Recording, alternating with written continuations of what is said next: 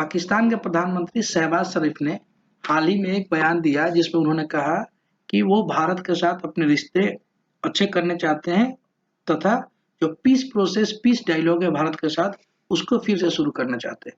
दरअसल शहबाज शरीफ अभी हाल ही में यूएई के दौरे पे थे, जहां उन्होंने अल अरेबिया न्यूज चैनल से इंटरव्यू में भारत के साथ अच्छे संबंधों पर बल दिया। इसके पहले पाकिस्तान के पूर्व army chief general Qamar Javed Bajwa ने भी भारत के साथ अच्छे संबंध बनाने की बात की थी तथा जियो इकोनॉमिक्स पे बात की थी। तो पाकिस्तान की तरफ से ये जो पीस प्रोसेस पे बात की जा रही है, इसका कारण क्या है? इस हफ्ते ये न्यूज सबसे ज्यादा चर्चा में रही। तो इसी न्यूज को बेस रख के हम भारत पाकिस्तान संबंधों को समझने का प्रयास करेंगे। तो इस वीडियो में हम इस पूरे न्यूज को एनालिसिस करेंगे। तो चलिए शुरू करते हैं। जीएसओ चैनल के न्यूज प्रोग्राम में आप सबका स्वागत है। मैं हूं आलोक।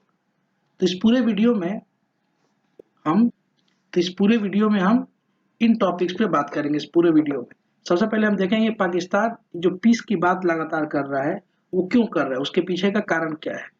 इसके अलावा जो पीस प्रोसेस है इसमें क्या क्या हर्डल्स है या पास्ट में इसमें क्या क्या हर्डल्स रहेंगे उस पर भी बात करेंगे। उसके अलावा अगर ये पीस प्रोसेस होगा, ये पीस प्रोसेस अगर चालू हो जाए या सक्सेसफुल हो जाए तो इसके क्या क्या बेनिफिट्स है, इसके बेनिफिशियरी कौन कौन है, इंडिया के लिए इसका क्या बेनिफिशियल पॉइंट रहेगा। इसके बाद हम देखेंगे कि इसमें और आगे की राह क्या है, वे फॉरवर्ड इसका क्या है। इस डिस्कशन को आप अंतर्राष्ट्रीय संबंध के प्रश्न पत्र में भी यूज कर सकते हैं तथा सामान्य डिस्कशन और डिस्कोर्स के लिए भी आप इसको पॉइंट वाइज समझ सकते हैं। तो सबसे पहले हम देखेंगे कि आखिर पाकिस्तान पीस प्रोसेस की बात क्यों कर रहा है। पाकिस्तान जो पीस प्रोसेस की बात कर रहा है इसके कई कारण हैं। उन कारणों में से कुछ प्रमुख कारण है जिसको हमने हाईलाइट करने का प्रयास किया है। जो सबसे पहला कारण है, जो लगभग हम सब समझते हैं, जो सबसे बड़ा भी पाकिस्तान के सामने थ्रेट है वो है economic threat. Economic problem Pakistan के सामने सबसे बड़ा चैलेंज है, वो है economic challenge. Economic challenge Pakistan के सामने भी सबसे बड़ा चैलेंज है। वर्ल्ड बैंक की अभी एक रिपोर्ट आई थी जिसमें बताया गया है कि पाकिस्तान की जो इकोनॉमी है वो साउथ एशिया में सबसे वीकेस्ट इकोनॉमी है। इस इकोनॉमी ने पूरे दक्षिण एशिया में सबसे खराब परफॉर्मेंस दिया है। और जो सबसे चिंताजनक बात ये सामने आई कि पाकिस्तान का जो फॉरेक्स रिजर्व है, यानी जो विदेशी मुद्रा है, वो $5 बिलियन से भी कम हो गया है, जो कि बहुत ही अलार्मिंग है इतने बड़े पॉपुलेशन वाले देश के साथ इंपोर्ट को लेकर। डॉलर के तो रिजर्व्स रह गए हैं हमारी, सारी $4 अरब की तो चीजें पड़ी हैं पोर्ट के ऊपर जो उठा नहीं रहे। चीजें महंगी हो रही हैं, बेरोजगारी, फैक्ट्रियां बंद हो रही है। हमें तो इकोनॉमिक चैलेंजेस के बाद जो पाकिस्तान के सामने अभी मौजूदा समय जो सबसे बड़ा चैलेंज है वो है सिक्योरिटी थ्रेट। 2021 में जब अफगानिस्तान ने काबुल को टेक ओवर किया 15 अगस्त 2021 को, if I am not wrong, तो तब से लेकर के अभी तक पाकिस्तान में जो तालिबान का अटैक है वो लगातार बढ़ता गया, दिन प्रतिदिन वो बढ़ता जा रहा है। और लगभग एक सालों में एक रिपोर्ट के अनुसार लगभग 500 से ज्यादा अटैक तालिबान की तरफ से पाकिस्तान में हुए हैं। इसके अलावा जो पाकिस्तान का ईरान वाला बॉर्डर है वो भी डिस्टर्ब है और पिछले कुछ समय से देखा जा रहा है कि ईरान की तरफ से ही पाकिस्तान पे अटैक हो रहे हैं। अलग अलग फ्रिंज ग्रुप ईरान की तरफ से पाकिस्तान पे अटैक कर रहे हैं। तो पाकिस्तान का जो इंटरनल चैलेंज के साथ जो एक्सटर्नल थ्रेट है वो भी बहुत ज्यादा बढ़ गया है। जबकि विडंबना ये है और मजेदार बात ये है कि जो भारत के साथ पाकिस्तान के बॉर्डर है वो बिल्कुल शांत है, वहां पे किसी प्रकार का कोई डिस्टर्बेंसेस अभी तक देखने को नहीं मिला है। पाकिस्तान जिस भारत को अपना सबसे बड़ा एनिमी नंबर 1 मानता है, उस भारत के बॉर्डर की तरफ से पाकिस्तान को अभी तक कोई चैलेंजेस देखने को नहीं मिल रहे हैं। इस ग्रीम सिचुएशन में पाकिस्तान जिस सिचुएशन में फंसा हुआ है, तो ये भी अपने आप में एक विडंबना है जिसे पाकिस्तान शायद समझ जाए तो ठीक है, नहीं समझे तो फिर ऐसा ही रहेगा। खैर, अगला पॉइंट है कि जो भारत का मौजूदा समय में पिछले कुछ समय से और लगातार जो भारत का वर्ल्ड लेवल पे स्टेचर है वो लगातार बढ़ता जा रहा है। और इसकी बात अभी भारत के अखबार या फिर अन्य जगहों पे हो ही रही है। पाकिस्तान का एक प्रमुख न्यूज़पेपर एक्सप्रेस ट्रिब्यून, जिसमें अभी कुछ दिन पहले इस बात को पॉइंट आउट किया गया, इस बात को हाईलाइट किया गया कि भारत का स्टेचर पिछले कुछ समय में वर्ल्ड स्टेज पे बहुत ज्यादा बढ़ गया है under the leadership of prime minister Narendra Modi. और प्राइम मिनिस्टर नरेंद्र मोदी की इसमें काफी प्रशंसा की गई है कि उन्होंने भारत के फॉरेन पॉलिसी को सेंटर में लाके रख दिया है, जिससे भारत का एक जो विदेशों में जो स्टेचर है वो बहुत बढ़ गया है। इससे पाकिस्तान जो एंटी इंडिया प्रोपेगेंडा अन्य जो इंटरनेशनल इंस्टीट्यूशन है वहां पे करता था या विदेशों के साथ करता था, उसमें पाकिस्तान को काफी समस्या आ रही है। तो ये पाकिस्तान के लिए एक बहुत बड़ा चैलेंजिंग है। इसके अलावा एक ये है कि बहुत सारे जो पाकिस्तान के फ्रेंडली कंट्रीज है या वो कंट्री जो पाकिस्तान को समय समय पे हेल्प करते हैं, चाहे वो यूएई है, यूएसए है या सऊदी अरेबिया है, इन सब देशों ने भी पाकिस्तान को समय समय पर ये एडवाइस दिए हैं और लगातार ये एडवाइस देते रहे, वहाँ के इंटेलेक्चुअल भी, वहाँ के गवर्नमेंट की तरफ से भी, कि अगर पाकिस्तान को अपने इकोनॉमिक चैलेंजेस ठीक करने हैं तो उसे भारत के साथ अपने संबंध को नॉर्मल करना पड़ेगा। भारत के साथ अपने संबंध नॉर्मल करने से पाकिस्तान इकोनॉमिक राह पे ही आगे बढ़ सकता है। तो ये पाकिस्तान के लिए एक चैलेंजेस ये भी है। और जो सबसे बड़ा प्रॉब्लम पाकिस्तान अभी फेस कर रहा है आज के डेट में, वो है फूड शॉर्टेज का। अभी कुछ समय पहले विजुअल्स पाकिस्तान के कई प्रांतों से देखने को मिला, चाहे वो बलूचिस्तान का हो या खैबर पख्तूनख्वा का हो, जहाँ व्हीट शॉर्टेज पाकिस्तान में देखने को मिल रहा है। लगातार लोग एक दूसरे से लड़ाइयाँ कर रहे हैं और शायद कुछ लोगों की जानें भी चली गई हैं व्हीट पैकेट्स को कलेक्ट करने में। तो ये पाकिस्तान के सामने ये जो चैलेंजेस है, खास करके इकोनॉमिक चैलेंजेस, फूड चैलेंजेस और सिक्योरिटी चैलेंजेस, इन चैलेंजेस ने पाकिस्तान को एक तरीके से बाध्य कर दिया है कि वो अपनी फॉरेन पॉलिसी को रिवाइव करे और भारत के साथ अपने संबंधों को आगे बढ़ाने का प्रयास करे। आगे हम समझेंगे कि जो पीस प्रोसेस की बात पाकिस्तान कर रहा है, इस पीस प्रोसेस में आखिर समस्या क्या क्या है, आज तक इस पीस प्रोसेस में क्या क्या हर्डल्स आए हैं। तो जो सबसे बड़ा हर्डल्स है इस पीस प्रोसेस में, वो जैसा कि हम जानते हैं आर्मी और आईएसआई। पाकिस्तान की जो आर्मी है, ये जनरल मुशर्रफ की वो तस्वीर है, वो पहले आर्मी चीफ थे पाकिस्तान के, अभी आसिम मुनीर शायद वहाँ के आर्मी चीफ है। तो पाकिस्तान की जो आर्मी है और आईएसआई है, उसका एंटी इंडिया मतलब भारत के खिलाफ उसका स्टांस रहा है।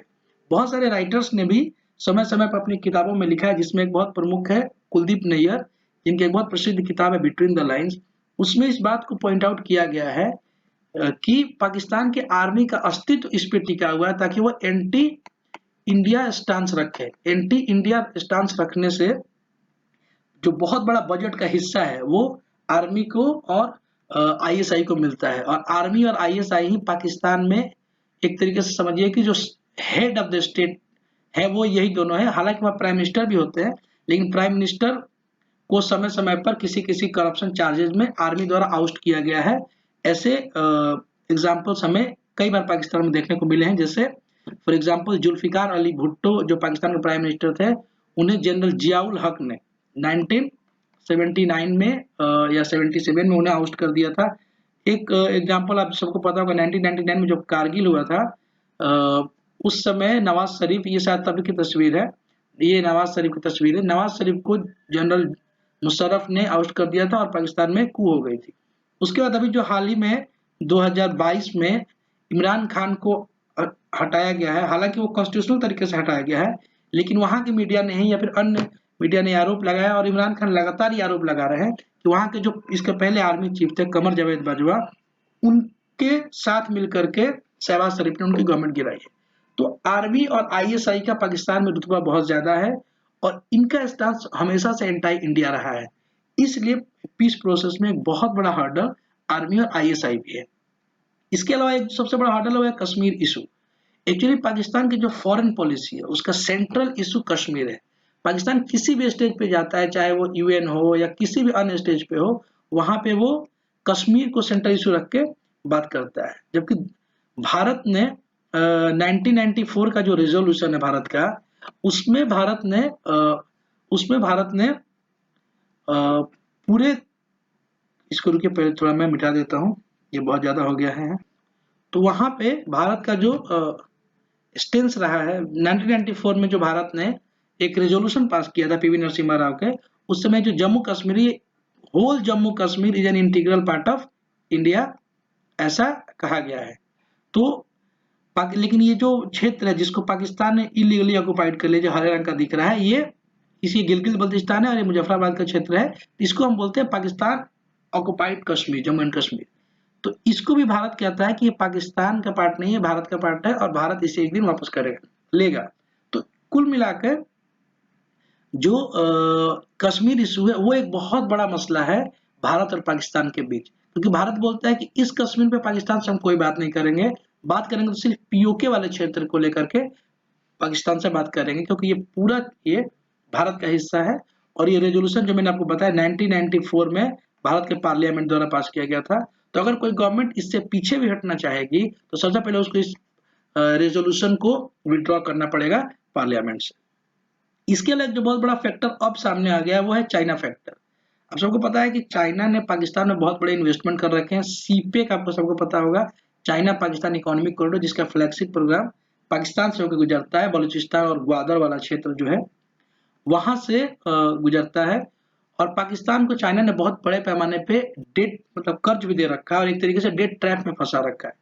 तो चाइना पाकिस्तान को as a low cost option use करता है अगेंस्ट इंडिया, ताकि इंडिया के वेस्टर्न बॉर्डर को डिस्टर्ब करे और जो इंडिया का जो एग्रेशन है, इंडिया का जो पावर है, वो पावर को डिस्ट्रीब्यूट करे ताकि चाइना इंडिया के साथ ताकि चाइना इंडिया को डिस्टर्ब करता रहे और इंडिया को कमजोर रखे। ये चाइना की पॉलिसी है, जो सभी स्टेट की पॉलिसी होती है कि अपने जो दुश्मन देश हैं उसको कैसे कमजोर किया जाए।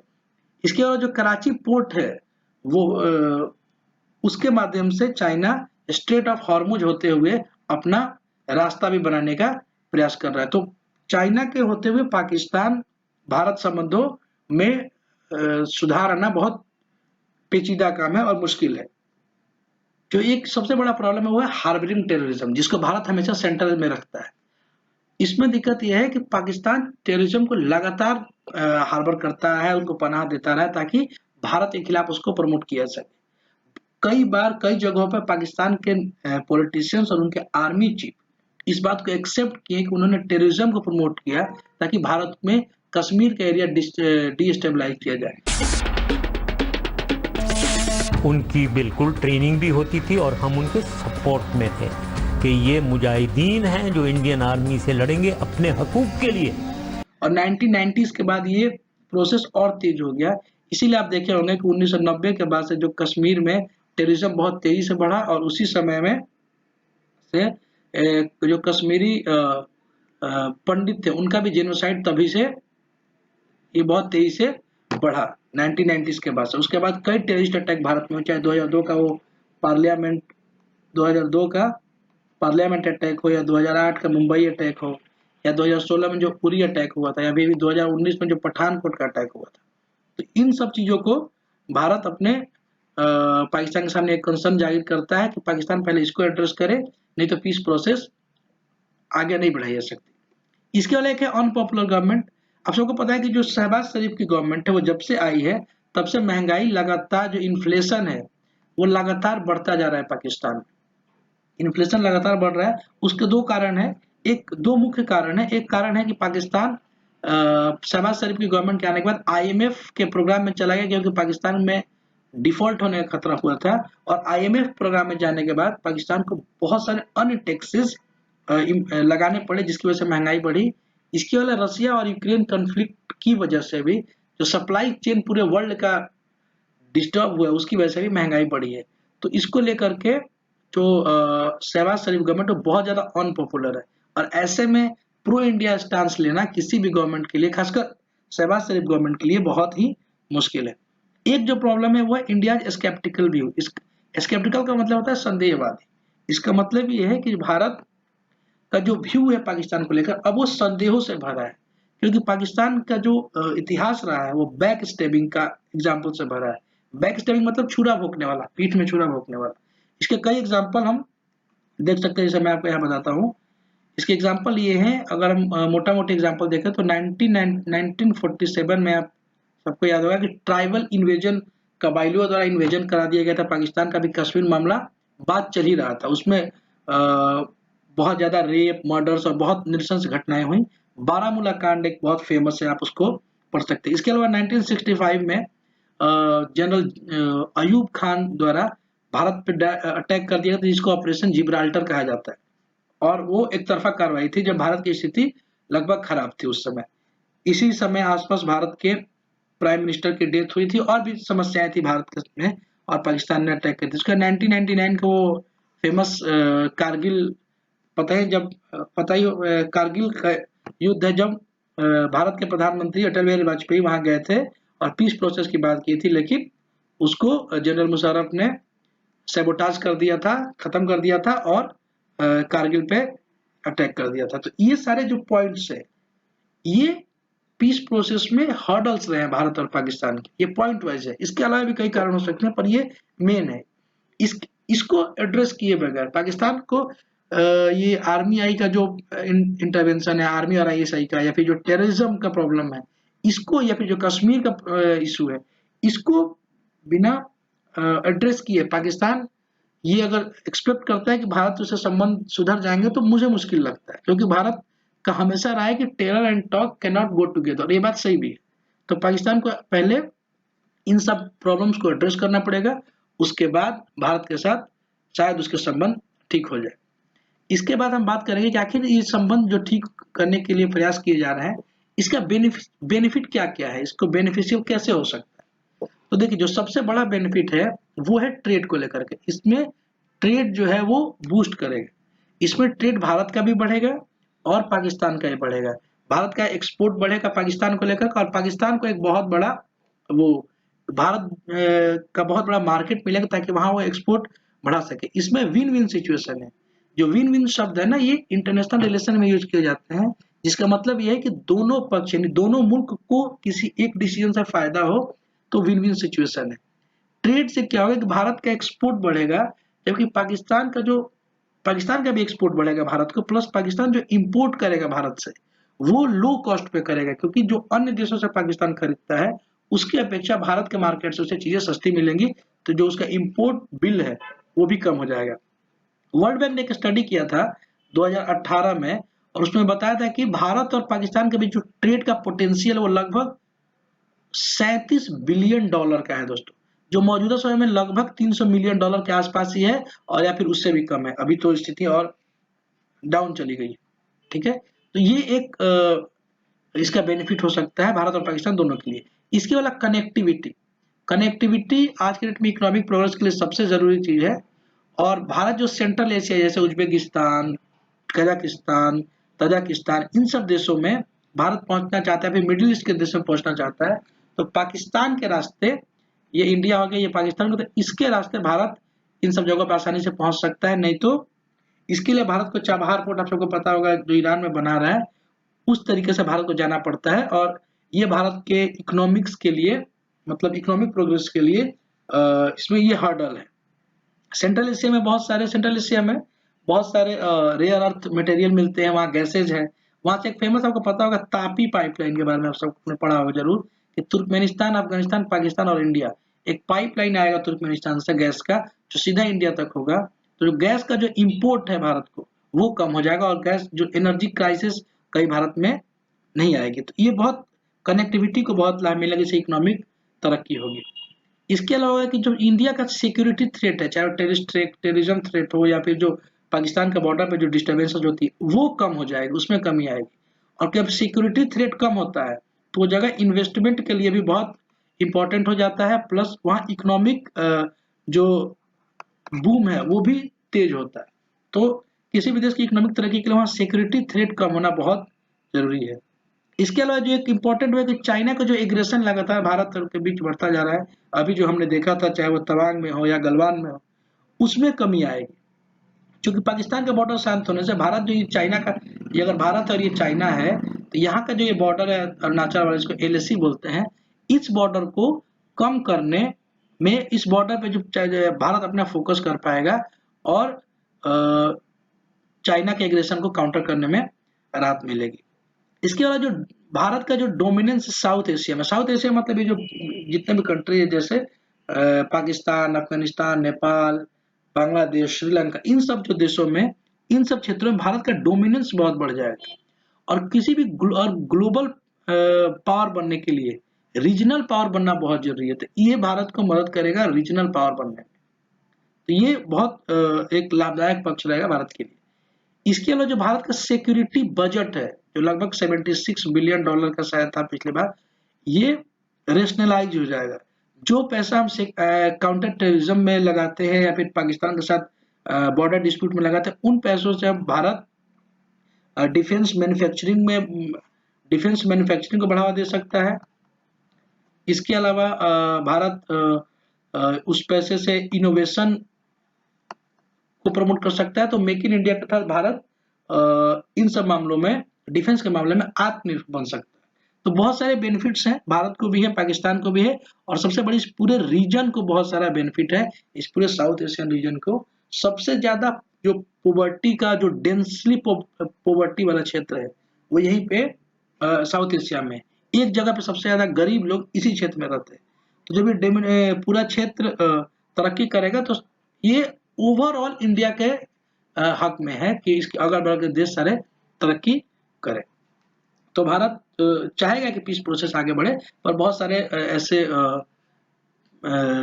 चीजें हैं जिसको पाकिस्तान को पहले एड्रेस करना पड़ेगा। तो जो वे फॉरवर्ड इसका क्या है, इसमें वे फॉरवर्ड यही हो सकता है कि जैसे इस पूरे आर्टिकल में बताने की कोशिश की गई है कि भारत और पाकिस्तान दोनों को समय आ गया कि वो अपने कंस्ट्रक्टिव डिप्लोमेसी, या ये भी क्या प्रोग्रेसिव डिप्लोमेसी के माध्यम से अपने रिलेशन को ठीक करें। एक सेकंड, अपने रिलेशन को ठीक करें। इससे होगा क्या कि अभी मौजूदा समय में जो साउथ एशिया के जितने सारे कंट्रीज हैं वहाँ इकोनॉमिक चैलेंजेस बहुत ज़्यादा है। भारत उन सबको इकोनॉमिक चैलेंजेस में मदद कर सकता है, इकोनॉमिक्स अपलिफ्टमेंट में मदद कर सकता है। ऐसे इससे क्या होगा कि जो भारत की एक है, भारत के लिए जो एक पावर है, जो सॉफ्ट पावर जिसको बोल सकते हैं, सॉफ्ट पावर, वो बहुत तेजी से बढ़ेगा। प्लस भारत की रीच जो है वो इन सब देशों में बहुत तेजी से बढ़ेगी। इससे क्या होगा, इन सब देशों में भारत का डोमिनेंस होगा। और ये चाइना का जो फैक्टर है, जो चाइना हर जगह बैठता जा रहा है, चाइना को एक्सक्लूड करने में ये बहुत मददगार साबित होगा भारत के लिए, चाइना को हर जगह से बाहर करे। लेकिन ओवरऑल इसके अलावा एक जो सबसे बड़ा प्रॉब्लम वो है टेररिज्म। टेररिज्म चूंकि एक लगातार और दिन प्रतिदिन गहरा होता हुआ प्रॉब्लम है, तो ये बिना, एक सेकंड इसको डिलीट कर, दिख नहीं रहा, ये बिना आपसी सहमति के, मतलब रीजनल डायलॉग, एक कॉम्प्रिहेंसिव रीजनल डायलॉग के सारे देश एक साथ बैठे, उसके बाद ये टेररिज्म की जो समस्या है इसका समाधान निकाला जा सकता है, जो कि भारत के लिए बहुत लाभदायक है। तो ओवरऑल इस पूरे रिलेशन से फायदा तो पूरे रीजन को है ही। वे फॉरवर्ड यही है कि पाकिस्तान को सबसे पहले जो भारत के कंसर्न्स है, जैसे टेररिज्म है या फिर जो ड्रग्स स्मगलिंग है, इन सब चीजों को एड्रेस करना होगा। इसके बाद भारत को भी ये जैसे कल्चरल प्रमोशन हो गया, इकोनॉमिक प्रमोशन, इसके माध्यम से इन सब मुल्कों को हेल्प करके भारत को अपनी रीच उन तक पहुंचानी होगी। ये पूरे जो खबर थी उसका भारत पाकिस्तान संबंधों को मिलाते हुए ये डिस्कशन था। इस डिस्कशन को सुनने के बाद, इसके बाद कोई भी अपडेट होगा भारत और पाकिस्तान संबंधों को लेकर के, तो इस डिस्कशन को समझने के बाद आपको सारे डिस्कशन बैकग्राउंड के साथ समझने में आसानी होगी। होप कि ये डिस्कशन आपको अच्छा लगा हो। Thank you, all the best.